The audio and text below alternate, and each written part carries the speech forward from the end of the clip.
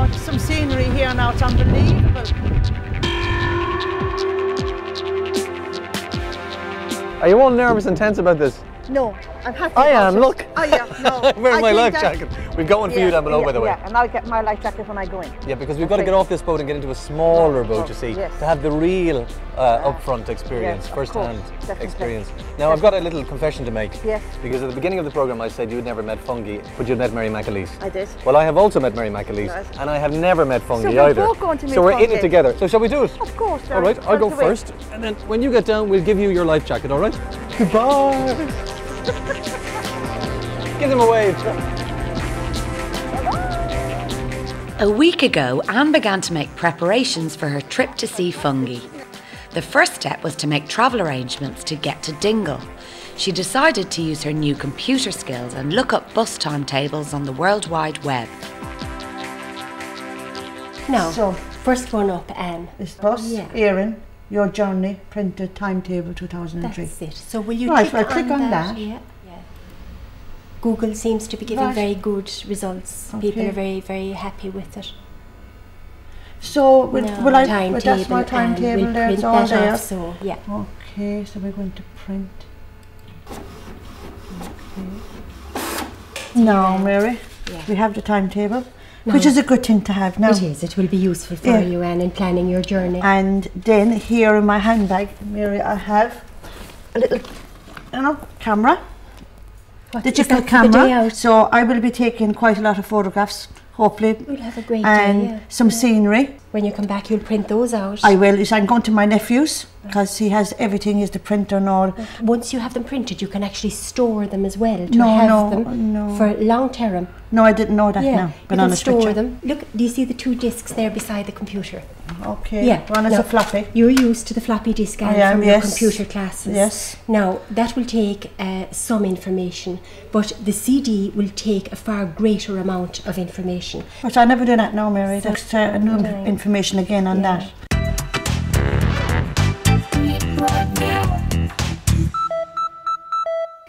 This week's Get It is about memory, a word you'll hear a lot when you start using technology more.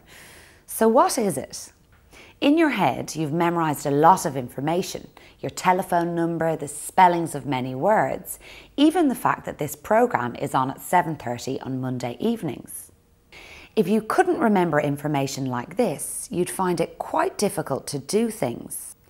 The same is true about memory in computers, digital cameras, mobile phones, and other pieces of technology. These machines need to remember certain pieces of information in order to work. And very often, the bigger or better the memory, the better the machine is able to work. That's why technology that has more memory is more expensive. So what sort of memories do machines hold? Well, every picture you take on a digital camera is a piece of information, and the more memory your camera has, the more pictures it can hold. Memory is measured in something called megabytes, and most digital cameras now hold around 16 megabytes of information in their memory. If you take a lot of photographs, you'll probably need to store them on something like a CD-ROM, because the memory in your camera will quickly become used up. A CD-ROM can hold a lot more information than your camera, around 700 megabytes, and a DVD can hold more again, around 4.7 gigabytes or 7 CD-ROMs. So whenever you hear people talking about mega and gigabytes, all they're talking about is the amount of memory something has.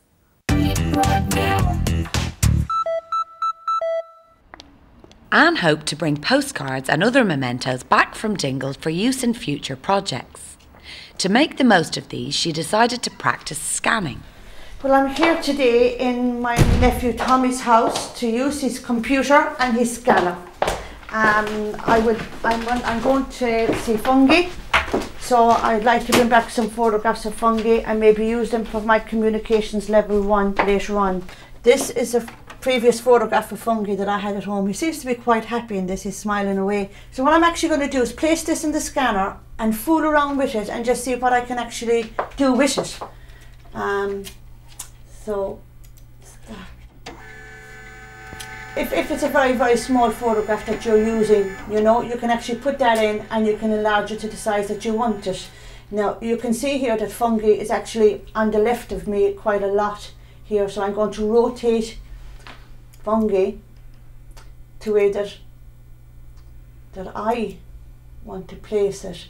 So there now, I think that would be just a nice picture of him, and you know, and then you just come down and you print it.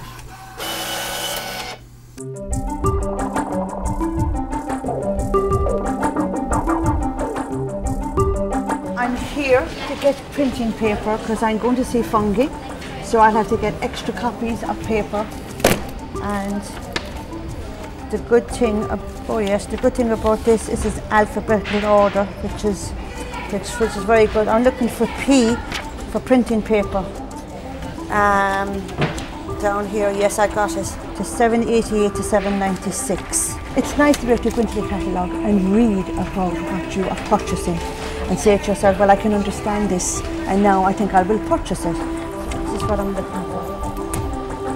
676. 6, 7, 3, 3. 1 Lovely. Go and purchase this.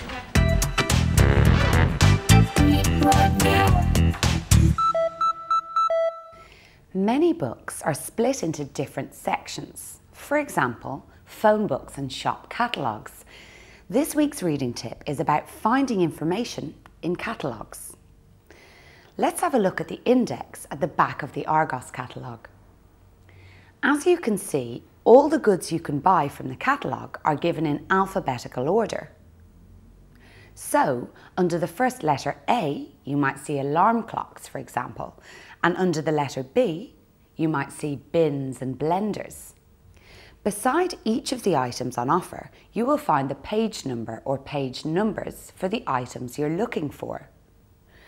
Imagine you want to find a digital camera using the catalogue's index. To make it easy for you to find the information you want, items can often be found in more than one place in an index. You have a choice of either looking under the letter C, where you'll find a large section on cameras and camera accessories from page 694 up to page 718. Or you could decide to look under D, where you'll find a smaller section just on digital cameras on pages 701 to 715. So, if you can't find what you're looking for in an index under one letter, think of another way to describe it and then look under that letter.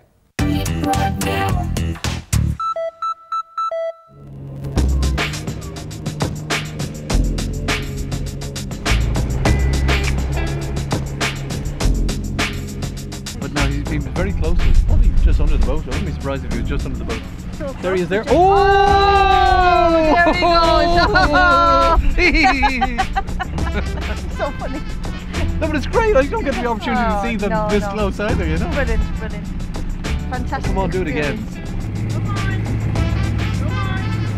Oh! Are we mad? I don't know, but isn't it wonderful? Well, is it wonderful? It is. It's fantastic. It's just a new experience again. You know, at least I did it.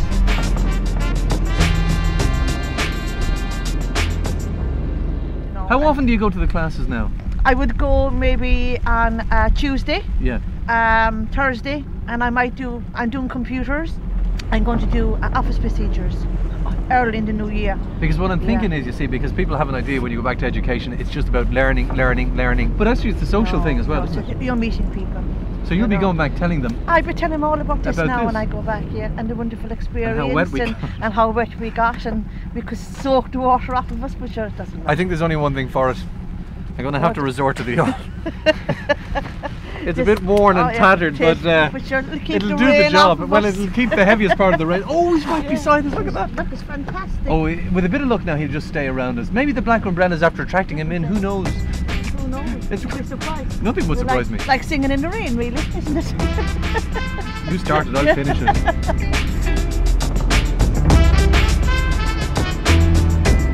This is my schooling for today now. I came to see fungi in my school, the outdoor classroom. Outdoor classroom, whatever. That's what it is, the outdoor classroom. Yeah. Quite literally. Oh, there was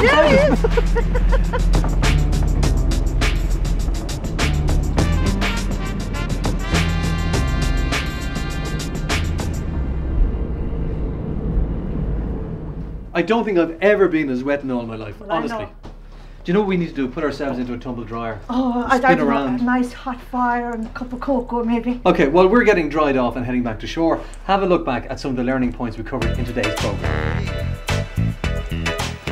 We covered a lot of different topics in today's programme. Firstly, in our spelling tip, we looked at using prefixes and saw that two common prefixes are un and miss, as in unforgettable and misbehave. Our writing tip explained how to use a computer to write informal letters. We saw that the tab and enter keys are very useful, and we learned how most personal letters tend to end with a friendly phrase like best wishes.